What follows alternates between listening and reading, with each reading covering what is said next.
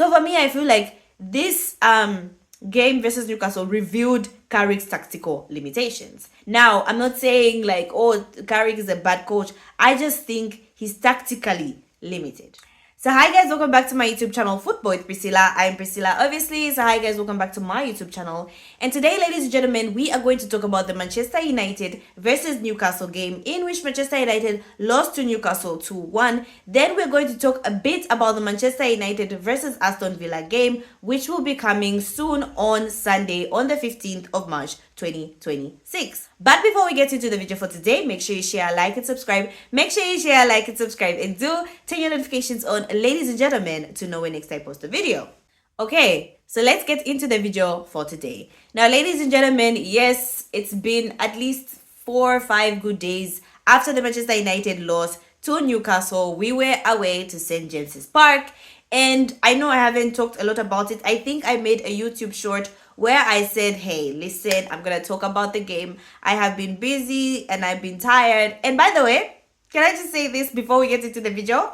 Happy International Women's Day. Yay! To all the female content creators out there, to all the female content creators talking about sports, happy International Women's Day. All right, back to the video. Now, so ladies and gentlemen, yes, I know the Manchester United game has passed. People have had their conversation. People have talked about it. So I wanted to give my points. I think for me, whilst there was a lot of things that were happening into that game, I only have 3 points, which I think for me, the game, which I think for me were most important, okay? The first one, I think this was a game, right, which called for Amad Diallo. Now, if you follow my channel, you know that I've been saying for the longest period of time, I prefer, as always, starting Amad, Buemo, and Cunha. That's a front three that I've always preferred. I've always preferred a fluid front three. Now, ladies and gentlemen, we noticed in the Newcastle game, of course, Carrick opted to start with Benjamin Sesko, who has been on a roll. He's been scoring game after game after game. I understand, okay? I, for one, have been saying this.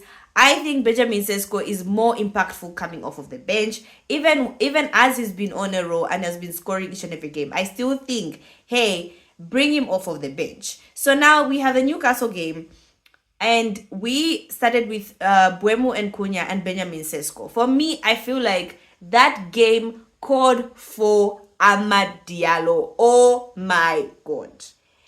Towards the end of the game, I don't know if you guys noticed, it was as though Benjamin Sesko was not in the game. Like, it was crazy. He was just absolutely silenced. The way Newcastle were running, the way Newcastle were running through our midfield, they were so energetic. And to a certain degree, Benjamin Sesko was being bullied by the Newcastle defense. Like, he had no response. None of the Manchester United players had any response for what Newcastle was doing.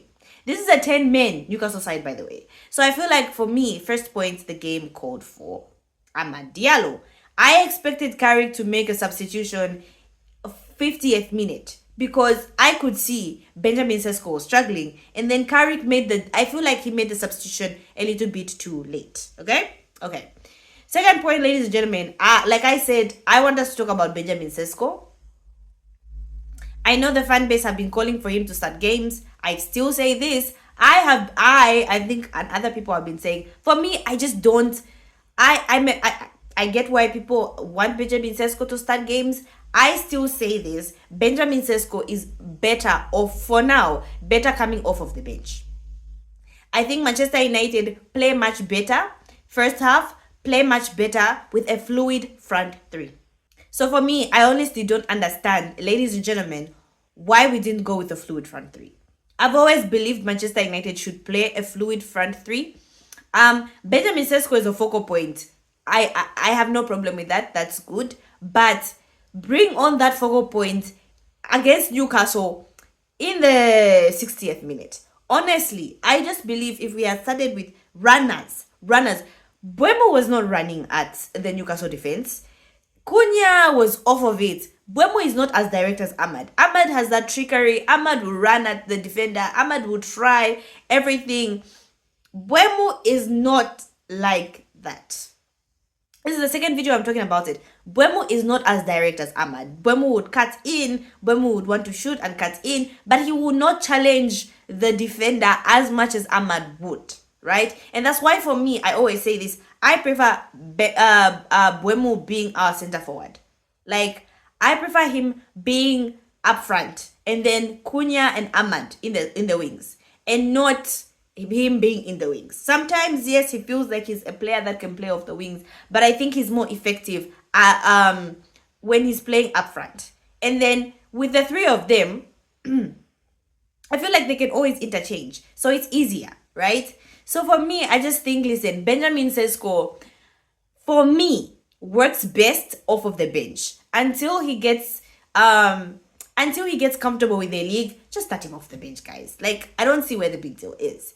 The other point that I want us to talk about, ladies and gentlemen, third point is Carrick. Now, I feel like this was a game that, to a certain degree, it showed Michael Carrick's tactical limitations. A lot of people have been telling me, no, Priscilla, who do you want us to get? Even in the comment section, people are like, oh, so you don't want us to get Michael Carrick, who do you want to get? And I keep on saying this. I'm honest enough to say I have no clue, but I have been saying this for some time now, and I have been consistent with it, regardless of the results.